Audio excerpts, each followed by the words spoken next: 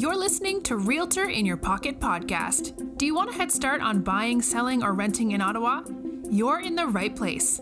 Every episode brings you great advice and insight that you can keep in your back pocket until you make your move. And now, here's your host, Nick Fundytus.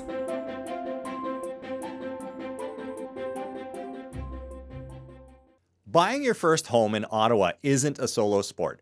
It's a team sport. Now, most people start the process by scrolling through listings at midnight, but the truth is, by the time you're looking at a house, the most important work should already have happened behind the scenes. Now, in today's market, speed and expertise aren't just nice to haves. They are the difference between getting the keys and getting another thank you for your offer email to your realtor. We're answering the big question today. Who exactly needs to be in your pocket or in your corner before you even step foot in an open house? So today I am joined by my teammate and realtor, Karim Ali, who spends his days helping our Ottawa buyers. We're also very lucky to have Chris Allard, one of our Ottawa's top mortgage professionals, here to break down the financial side of the roster. These two have seen all the things that you can see out there in the market. The smooth closings, the heartbreaks on the multiple offers, and the miracle saves that only happen when you have the right pros in your corner. I'm Nick Fundytus, and this is Realtor in Your Pocket. Thank you both for coming on. I appreciate having you both. Thanks for having us. Yeah. Now, obviously, Karim, you've been on a number of episodes. Chris, you've been on for us before, so it's great to have you. You are our go-to mortgage professional, and so I really appreciate the expertise that you're going to have for this episode, which is our August 26th episode, and then again for our November episode this year. I have questions. We'll start with Karim here. So, Karim, for somebody who's starting their home search today, what are the 5 sort of mandatory seats on the bus? So who are the professionals that we want to line up, ideally, before we start the journey to buy a home? I'll start with the realtors, of course. So your realtor, your mortgage broker is next. You've got a home inspector, a lawyer, and eventually maybe an insurance broker as you go to closing. Yeah, and between all those, you should have a really good roster. What is everybody's role in that process? I'll let Chris speak for himself, but the realtor will kind of create the plan of action of finding the right property and reducing risk as you're doing that. Lawyer, depending on whether you're buying a freehold or condo, will help you again reduce risk. If you're buying a condo, you'll be buying to a corporation, so he'll help you or she or they will help you. Explore the level of risk you're taking on there. Inspectors will do their job inspecting the home, and your insurance broker will get you insurance for the property. Yeah, on the mortgage broker side of things, I mean, our job is basically to understand someone's financial picture, share mortgage knowledge with them, figure out what they qualify for, more importantly, make sure that they respect their personal budget and cash flows, and ultimately get them approved and get them funded into their property. Yeah, exactly. Your seat on the bus there is actually the one when we're mapping things out for a new client. We're looking at our journey through becoming a home buyer, which you can find on our website. We've got a set of videos or what we sit down and talk people through. You're actually the professional that we recommend people go talk to first, even before us, because knowing your numbers and knowing what you can comfortably afford, and comfortably is an important word here, is so important to framing the rest of the process. Because if you just come in with kind of a dream of what you'd like to have, we'd rather you come in with a realistic idea than break your heart later.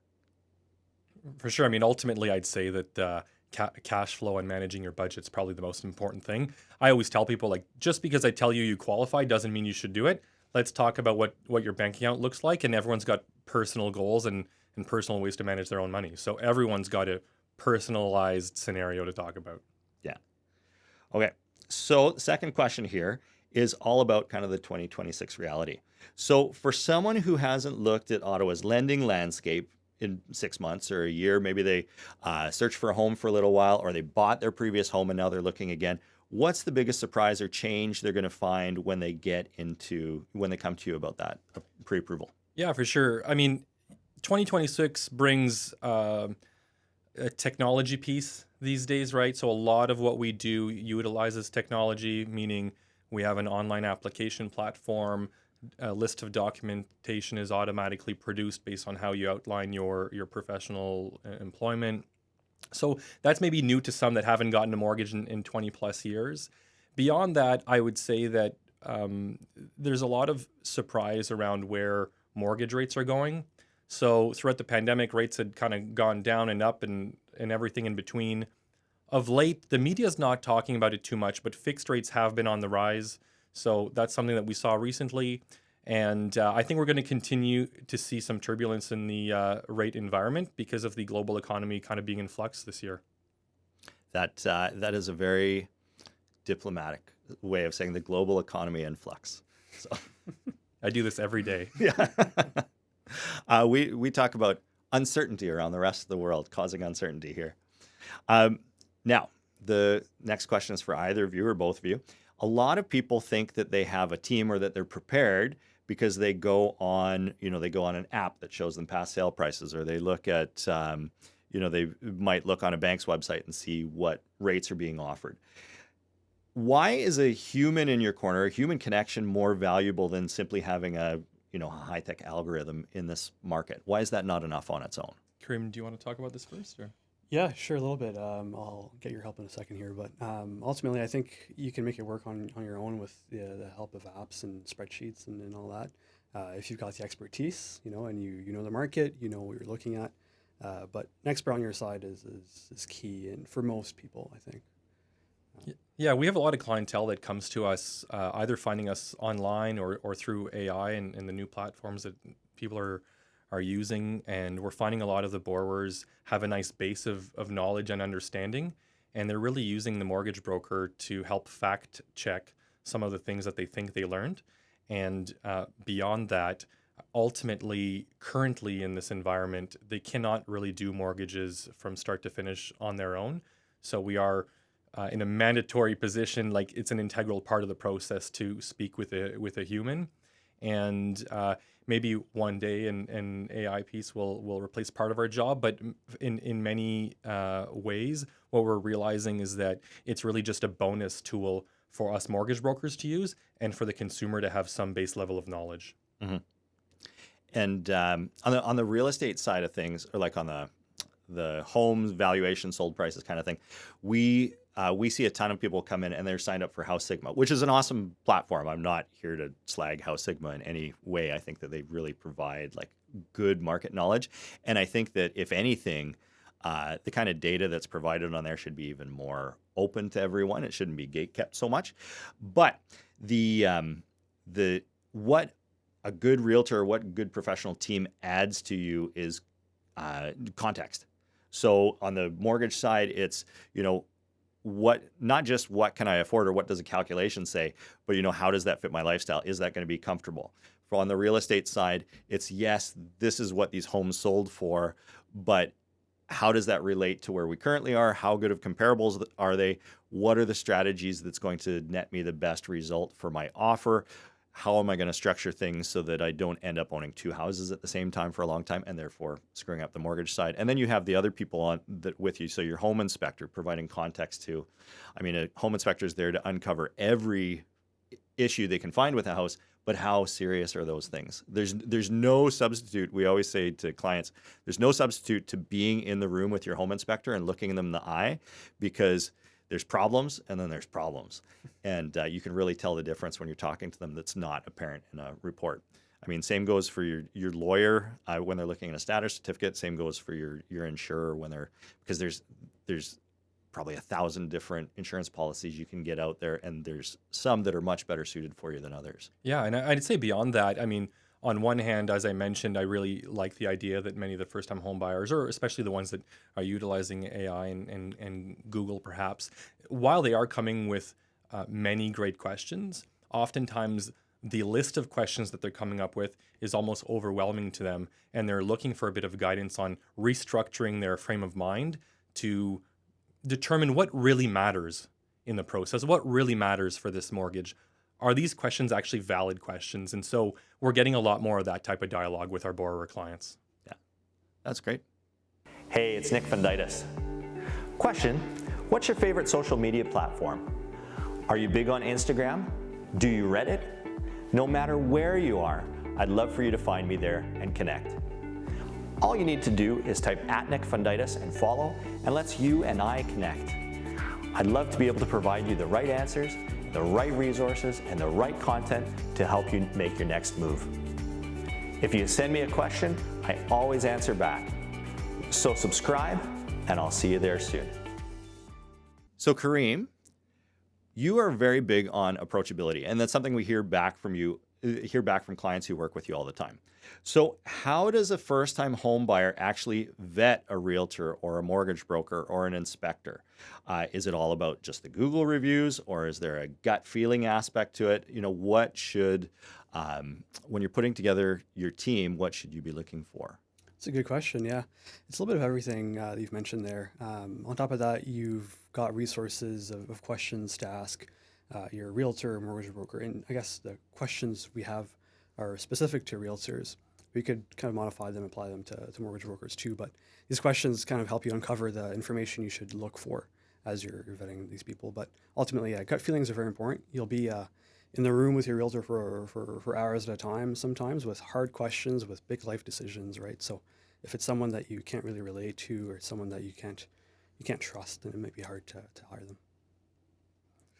Yeah, on our end, I actually get this question a lot from clients saying, "Hey, Chris, how do I know you actually know what you're doing?" Right? And you brought up the Google reviews. I mean, naturally, if you've got 700 5-star Google reviews, you probably know something. Sure. With that said, I love that many of our clients are finding our name either maybe on Reddit, on social media. Maybe they'll look up the awards that mortgage brokers have won. And Karim mentioned the gut feel. I mean, ultimately, when someone is talking to me on the phone, we usually have a pretty good moment when we realize if we're the right fit for each other. And fortunately, I feel like many people have the right fit with me. But in saying that, it's often how you make someone feel. So if we're making the customer feel educated or comfortable or putting a smile on their face in that moment, I think that's maybe part of the reason why we get chosen as their dedicated mortgage broker. It's a lot more than just the numbers. Yeah, I mean, there's the three factors, right? Do they know? Can they verify that you know what you're talking about? Do they like or think that they'll like spending time with you? And have you provided the backup to that, or the social references or the reviews from Reddit or whatever to show that they can trust the advice that you have as well? We had a really interesting experience, Karim and I, you know exactly what I'm going to talk about, where someone had vetted a few realtors, and so they knew who they felt were competent realtors. They'd narrowed it down, and they've scheduled a call with us, not to give us a big interview. It was a vibe check. They were calling us just to see that last piece, like who are we going to get along with when we're working, and we got an email back after that. We passed the vibe check, so that's love that. Yeah. You should put that on your website. Pass the vibe check. Pass the vibe check, and then their name. So yeah. I think that'd be excellent. I mean, I think when we had that phone call, and I mean, there were a lot of similarities between the two of them and our team, even just like career experience and stuff like that. It was a good fit, and kind of the end of town we worked in. But it's as a 46-year-old guy, I don't get told I passed the vibe check very much. So it was really great for me. So I what's that called? I'm coasting a little bit off either. Now, the family pressure. So sometimes we see buyers being pressured to use like the friend of a friend, or like dad's realtor or inspector, or like the uncle who comes to be the inspector, for their mortgage, their legal work, whatever. When is this a good idea? And when should a buyer kind of politely decline to keep their deal safe? Yeah, that's a really tough question. And at the end of the day, I want people to do whatever they feel comfortable with. But beyond that, I usually will make a comment to ask, is the new mortgage broker or the existing mortgage broker someone who actually knows what they're doing? Are they day one on the job, year 10 on the job? Is it the right vibe check, as we just talked about? I mean, there's a lot of questions they could ask themselves, but definitely I would say that if you're really forcing the relationship of mom and dad's guy or Uncle Tom's like best friend, maybe take a moment of pause and realize, like, a mortgage is a very important thing to talk about. If you're not feeling overly comfortable and you're just using that person because you feel like you need to, it's probably not the right choice. Right. Yeah, there's a feeling that you'll have one. I mean, one of the, it's like a cliche on the real estate side is when like the uncle shows up, like the uncle who built a deck once shows up for the home inspection, and that's always an interesting day when that happens. And sometimes if we know that that's coming, we have a conversation with the home buyers just about context and experience and things like that, because that uncle's coming no matter what. He's and he has his relatives' best interests at heart. Yes. But sometimes there's a skill gap there, and just like a context gap of, does that uncle, does he know what's a serious issue and what's a non-serious issue? In our world on the mortgage side, I mean, let's be real. There's like 30% of first-time home buyers that are getting a gifted down payment from mom and dad or grandma, grandpa. Oftentimes, these are people who are part of the decision-making process. And so we try early on to ask, who else are the decision makers in the process? Maybe mom and dad or aunt and uncle aren't the decision makers, but they want to be part of the process. Mm-hmm. And we're always happy to include them, encourage them to be part of the call. I think it also helps us manage the conversation and perhaps debunk some of the myths that maybe mom and dad think are true and are not, and or maybe times have changed since that time that they got their mortgage 15 years ago. And it allows us to touch on some of those nuances, because year over year, there are changes in the mortgage business, and we want to make sure that the customer is best served and up to date with the information. Yeah. We have a situation recently where one of my first clients, I think she was at the end of my first year or the beginning of the second year, and she'll know that I'm talking about her if she listens to this, where we just sold her place and she's buying a new place. And there was a decision to be made about which offer to go with and who was going to be the better buyer and stuff. And one was kind of a really sentimental choice, but one was a little bit stronger offer. And on that phone call, which is an important phone call, her mom was visiting, and her mom had met me those 12 years before or 13 years before. And she remembered me back when the daughter was buying her first house. And I heard her in the background say something to her. It says, "You listen to Nick." He says, "You make a good decision. You listen to what he says." Oh, love that. Yeah. So it was good that like a decade later that mom was still in my corner there. And it sounds like when you have the decision makers or the people like stakeholders in there, that everybody knows that they're looking out for each other and their best interests. I mean, that's a great place to be. For sure. I mean, Yeah. it's always okay to have an extra person looking out for their best interest, right? Yeah. All right. One of my last questions here is the specific warnings. So if your best friend was about to sign a contract on an Ottawa condo today, what is a piece of advice about their team or lack thereof that you'd give them to protect their investment? Let's fire this one at you. Yeah, on our side of things, it's hiring a good lawyer, especially relating to condos, and making sure that lawyer gets a good look at the status, which is the set of documents that is shared, pertaining to the condo corporation you're buying into, so kind of the community you're buying into. And that lawyer needs to be somebody who understands condos too. Right. Like it might not be, you might not want to hire the person from like the small town where you grew up, where there's no buildings above 3 stories, to have a look at the condo documents, because although they may have passed the bar and therefore are certified to do that stuff, there is something to be said to having those reps and looking at condos every day, and maybe even being familiar with that specific building that you're looking at. It's the same reason why you and I don't go out and sell waterfront property, because there's too many nuances that, with that stuff.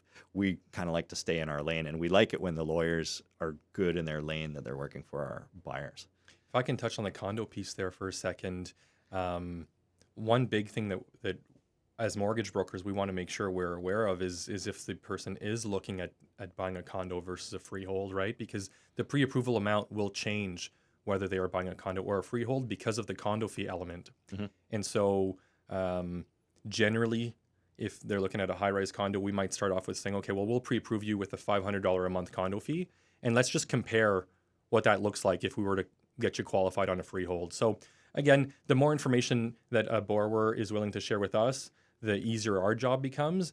And also, I mean, you guys do a tremendous job in communicating what you think that potential buyer is going to be looking at. And so we can usually carve out to improve that pre-approval to make sure it really fits what the borrower was trying to do.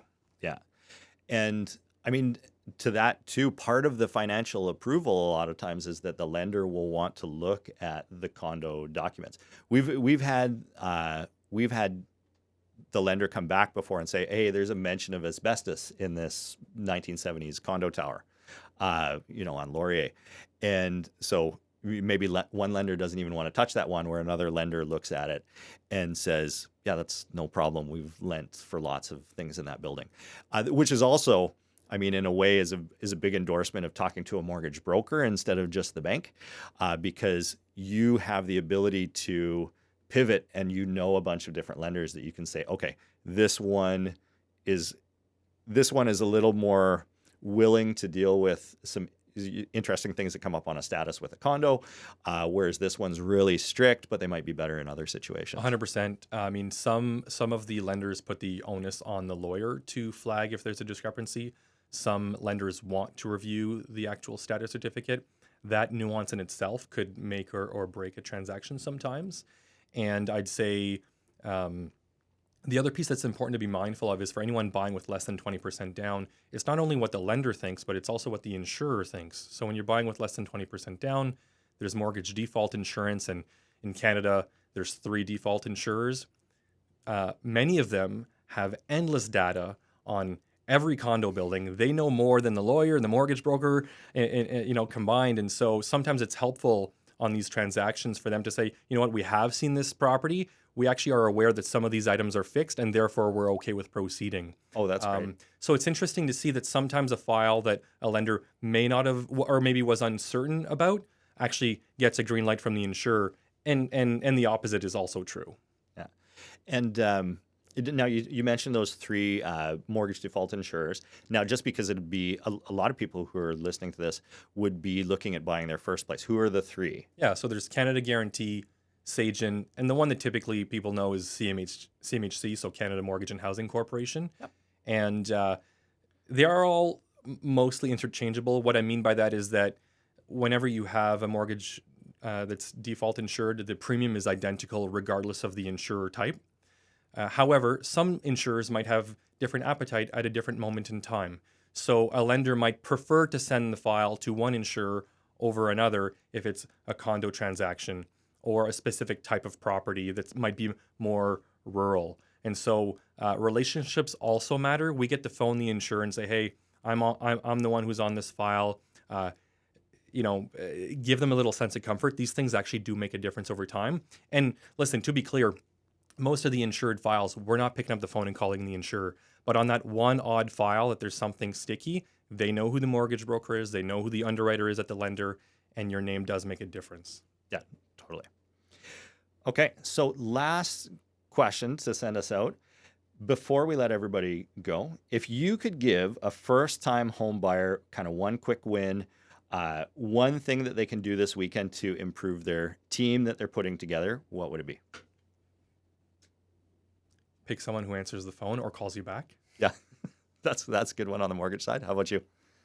I was going to say talk to a good mortgage broker. Sorry, I think it's key. As Chris has kind of shown a little bit here, is experience makes a big difference, right? And being familiar with the type of property you're purchasing makes a huge difference in your ability to purchase a home. Can I touch on one additional piece? Of course, yeah. I'd say it's also important to use the Realtor partners referral sources too. Oh, sure. Right? And so if the Realtor is referring a lawyer, a mortgage broker, there's a reason that Realtor is making that recommendation. So it's important for a first-time home buyer to think about that. Like, maybe we should use who's referred to us. Yeah. A big part of what happens and that helps the success is the communication that goes on within the team. So a home inspector who gets the report in the hands in a timely fashion and to everybody who needs it and is willing to answer questions after the fact. We have a home inspector that sometimes, in certain cases, they'll answer a question for the seller, even though we might be on the buyer's side. Or if we're representing the seller, they'll help the buyer by answering a question. For you and I and Karim and like our team, just the communication that goes back and forth keeps things going smoothly, and it allows us to hit our deadlines on time. Lawyer, same thing. Insurer, I mean, same thing. We've got insurers that we can talk to and get a really good sense over whether something is insurable or whether it's an issue with a specific lender or, or with the house itself. My contribution to what's one quick win everybody could do is use a systematic approach to choosing your professionals. On the realtor side, we have a list published on our blog of 15 questions to go ask your realtor if you're interviewing multiple realtors, or even if you're interviewing one. If in Ottawa, you should just come straight to us, and but ask us those questions, because that's going to help you at the end know that you're picking somebody who knows what they're talking about. If you're in Toronto listening to this, take that, go out, and we've got some good recommendation for you, but go ask those questions, whether you're on the buyer or the seller side, and you can adapt them pretty easy. Most of them are pretty applicable to mortgage brokers too. I mean, what kind of experience do you have? How would you handle this thing? That kind of stuff. I love that. That's awesome. Yeah. Thank you very much for coming on this episode. And as always, just being a resource for our team. Where can people reach you? chrisallard.ca is the easiest way to find us, or Chris Allard Mortgages on social media. Yeah, and you've got a great team over there. Absolutely. Thanks for saying that. Yeah. And Karim? Thank you. For myself, you can find me Karim Ali Real Estate on Instagram or on nickfundytus.ca. Our information's all up there. Yeah, and we've got a great blog, great social media videos to walk you through all the forms, everything like that. I want to thank Karim and Chris for being so generous with their knowledge today. Sharing openly is how we all win. So today was all about building your dream team when you're purchasing a home. Last month, we took a look at the world of tenants and landlords, and next month, we're shifting gears to the listing process. What happens when it's time to move up? Now, if you've enjoyed the insider look at the professionals you need, you might also like the episode we did back in April on the red flags to look out for during the purchase process. I'm Nick Fundytus, and we will see you next month with a new episode. What is people first when it comes to real estate? After all, we're buying and selling properties, so is it really about people? People first just means that people are more important than properties. It means that at the heart of every move, there's a human story. And that's why my team and I have to be excellent for you every time you buy or sell a home. That's why we take so much time to educate all our clients on the market and on the process. That's why we are continually improving our processes, honing our negotiation skills so that you know you are getting Ottawa's best when you work with us. That's why we stay in touch year after year with our past clients, because I believe, and we believe as a team, that being a business in Ottawa means that we have an obligation to our community, to improve it, to serve it, and to connect the people who live in it. In an era where property sales are often prioritized over people, our team puts relationships first. One client at a time, one relationship at a time. That's people first real estate.